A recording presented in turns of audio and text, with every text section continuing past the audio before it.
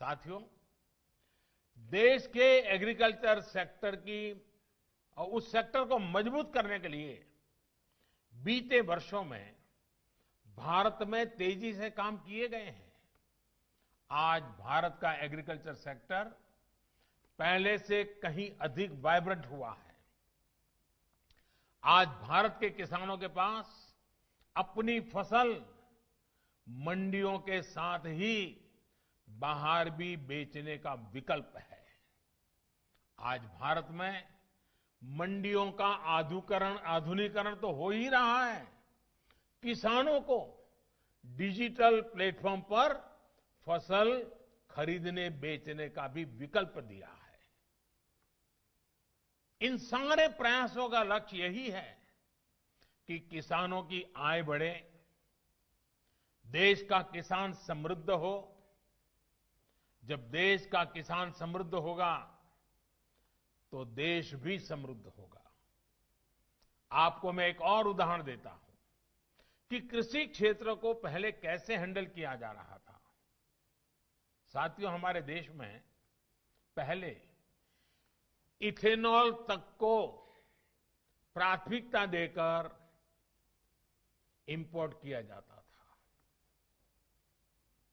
जबकि खेतों में गन्ना किसान परेशान रहता था कि उसका गन्ना बिक नहीं रहा या उसके गन्ना किसानों का हजारों करोड़ रुपए का बकाया भी समय पर मिलता नहीं था।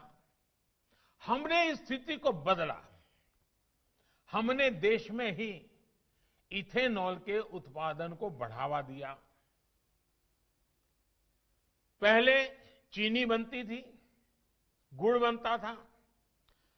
कभी चीनी के दाम गिर जाते थे तो किसान को पैसे नहीं मिलते थे, कभी चीनी के दाम बढ़ जाते थे तो कंज्यूमर को तकलीफ होती थी। यानी कोई व्यवस्था ऐसी चल ही नहीं सकती। और दूसरी तरफ हम हमारे कार स्कूटर चलाने के लिए विदेशों से पेट्रोल लाते थे। अब अगर ये काम इथेनॉल भी कर सकता था। अब देश में पेट्रोल में 10% तक इथेनॉल की ब्लेंडिंग करने की तरफ बढ़ रहा है। सोचिए, इससे कितना बड़ा बदलाव आने वाला है। इससे गन्ना किसानों की आमदनी तो बढ़ेगी ही, रोजगार के भी नए अवसर मिलेंगे। साथियों, आज जब मैं उद्योग जगत के वरिष्ठ लोगों के बीच हूं तो इस बात को भी खुलकर कहूंगा कि जितना हमारे देश में एग्रीकल्चर पर प्राइवेट सेक्टर द्वारा निवेश किया जाना चाहिए था, दुर्भाग्य से उतना नहीं हुआ। इस सेक्टर को प्राइवेट सेक्टर द्वारा उतना एक्सप्लोर ही नहीं किया गया। हमारे यहां कोल्ड स्टोरेज की समस्याएं रही है। बिना प्राइवेट सेक्टर के सपोर्ट के सप्लाई चेन बहुत सीमित दायरे में काम करती रही है। फर्टिलाइजर की किल्लत होते आपने भी देखा है। इसका कितना इंपोर्ट भारत करता है, आप भी जानते हैं।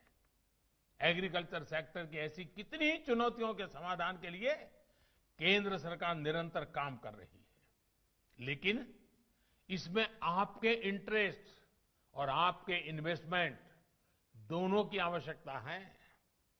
मैं मानता हूं कि एग्रीकल्चर से जुड़ी कई कंपनियां अच्छा काम कर रही हैं, लेकिन सिर्फ उतना ही काफी नहीं है।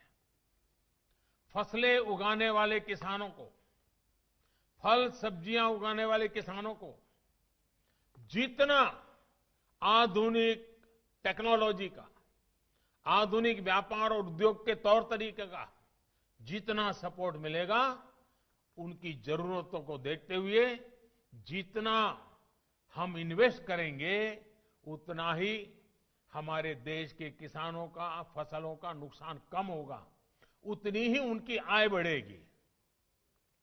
आज ग्रामीण क्षेत्र में एग्रो बेस्ड इंडस्ट्री के लिए बहुत बड़ा स्कोप है।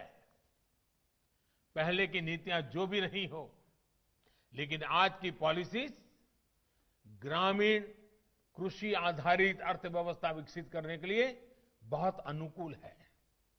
नीति से और नियत से सरकार पूरी तरह किसानों का हित करने के लिए प्रतिबद्ध है।